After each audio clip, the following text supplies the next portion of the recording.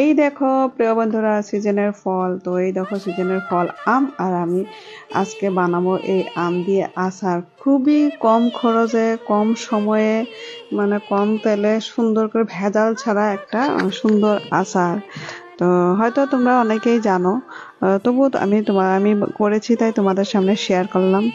কেমন লাগে অবশ্যই কমেন্ট করে জানিও, আর কে কে বানিয়েছো এইভাবে অবশ্যই কমেন্ট করে জানিও। তো এই যে দেখতেই পাচ্ছ আমি সব মশলাগুলো রেডি করে নিয়েছি। তো এইগুলো কাঁচা মশলার মধ্যে আছে কাঁচা মরিচ, আর হচ্ছে আদা, আর দু এক কোয়া রসুন। তো রসুন দিয়ে আমি তেলটা দিয়ে একটু গরম করে নিয়েছি, এই যে হালকা একটু গরম করে মানে ভেজে নিয়েছি।